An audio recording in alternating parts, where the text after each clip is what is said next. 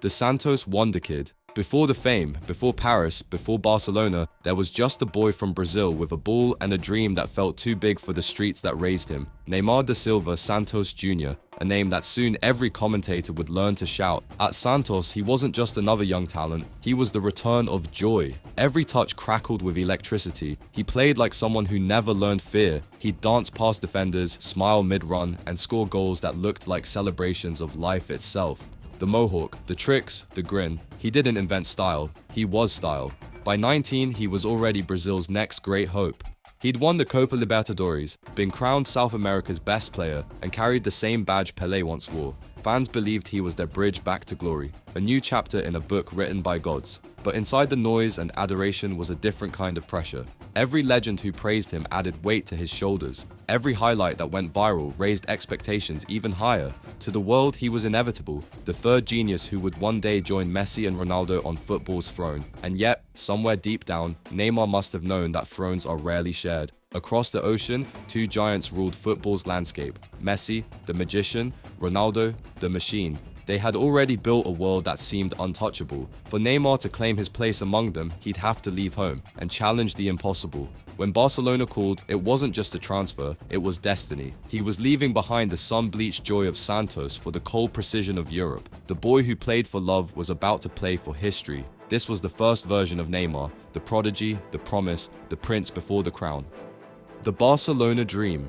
When Neymar arrived in Barcelona in 2013, he stepped into football's holy land, a club that had redefined perfection, where every pass, every move, every moment had meaning. He came from freedom, from beaches, flicks, chaos, and walked into a world ruled by precision and patience. And there, at the center of it all, was Lionel Messi, the king of Barcelona, the greatest of his generation. For the first time in his life, Neymar wasn't the main character. At first, he struggled. The stepovers that dazzled defenders in Brazil didn't work as easily here.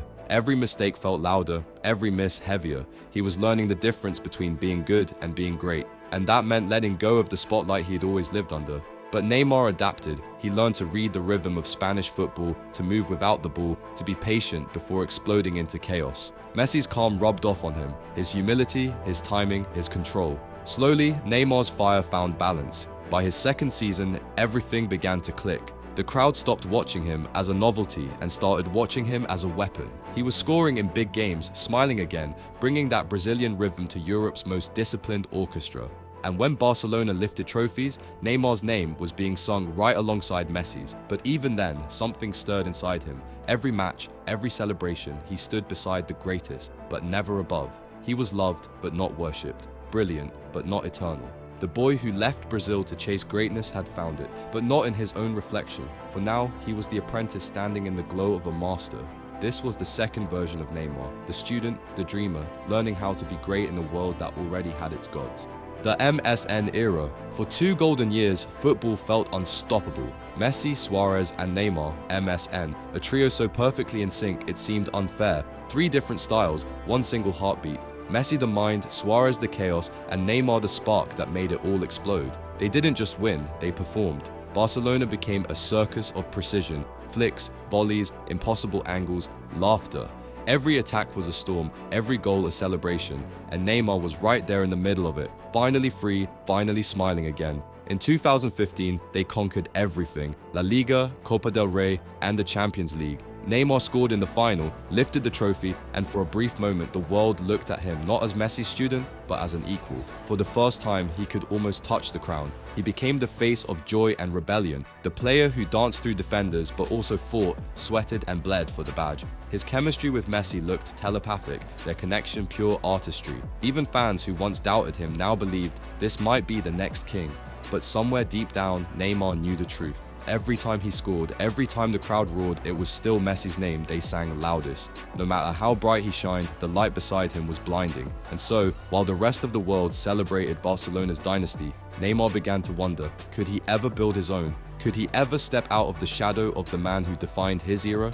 The MSN years were Neymar at his most complete, a perfect balance of flair, focus, and fire. But they were also the spark of something deeper, a longing to be more than great, to be the greatest. This was the third version of Neymar, the artist in his prime, the prince standing beside the throne, and the man beginning to dream of his own kingdom.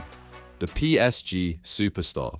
In 2017, Neymar did the unthinkable. He left Barcelona, left Messi, left comfort, left greatness to build something of his own. It wasn't about money, it wasn't about fame, it was about legacy. He wanted to prove that he wasn't just the apprentice, he wanted to be the heir. Paris offered him that chance. PSG made him the most expensive player in football history, 222 million euros, a transfer so loud it shook the sport itself. When he arrived in France, the world watched with disbelief.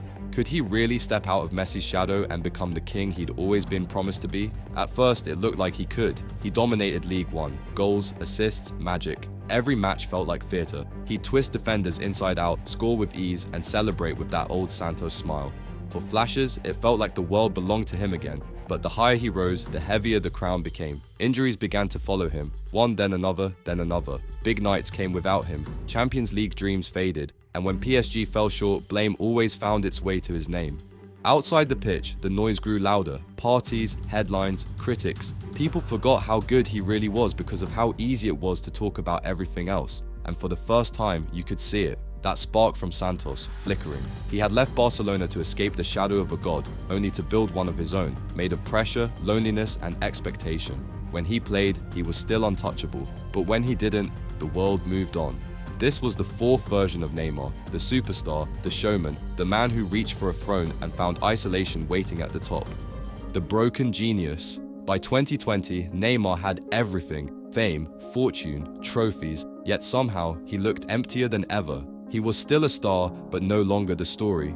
The prince who was meant to inherit football's crown now stood outside the castle watching new kings rise inside. The injuries never stopped. Ankles, metatarsals, hamstrings, every season ended the same way. Frustration, tears, and another headline asking, what happened to Neymar? Every time he healed, he returned with a flash of the old magic, a nutmeg here, a dribble there. And for a moment, the world remembered, but only for a moment. The joy that once defined him began to fade. The laughter, the dance, the rhythm, replaced by silence and scrutiny. He was trapped in a loop he couldn't escape, loved for his talent, blamed for his humanity. When he smiled, they called it arrogance. When he fell, they called it weakness. He couldn't win, even when he did. Messi and Ronaldo were aging into immortality, their legends untouchable. Neymar was still here, still brilliant, but time had decided he would never be one of them. It wasn't for lack of talent, it was the cruel math of timing. He was born into their world and there was no room for three gods. Off the pitch, he seemed tired, a man searching for peace in a game that only demanded more. He'd become a mirror of every dreamer who reached the top and found loneliness waiting there. This was the fifth version of Neymar, the broken genius, the wounded artist, the player who gave us magic but never found mercy. The world loved his brilliance, but never forgave him for being human. The legacy era. In 2023, Neymar left Europe behind. No more Camp Nou lights, no more Champions League nights, just a flight to Saudi Arabia and a different kind of spotlight. To many, it looked like the end. But maybe, for him, it was finally freedom. At Al Hilal, he was welcomed like royalty, yet destiny had other plans. Injuries struck again, the same cruel rhythm that had followed him for years. He barely played, and for a while it felt like the story was quietly fading. But then, in 2024, the story turned poetic. Neymar went home, back to Santos, back to the stadium where the dream began. The same badge, the same sea of white shirts, only now the boy had become a man carrying a lifetime of noise and scars. When he stepped onto that pitch again, the crowd didn't see a superstar. They saw the kid who once made them believe in magic. They saw a full circle, joy returning to the place it was born. He knows what he was and what he wasn't. He was the bridge between generations, the spark that kept Brazilian flair alive in the era of the machines. He stood beside the gods, challenged them, and though he never took their crown, he never lost his soul. Maybe he was never meant to be the king. Maybe he was meant to remind us why we love the game, for its beauty, its heartbreak, its humanity. This is the final version of Neymar, the prince who came home, not to reclaim a throne, but to close the story where it began. Unless the footballing gods have one final twist left in this crazy, beautiful career of Neymar. Thank you for watching, and if you enjoyed this video, you will love this one.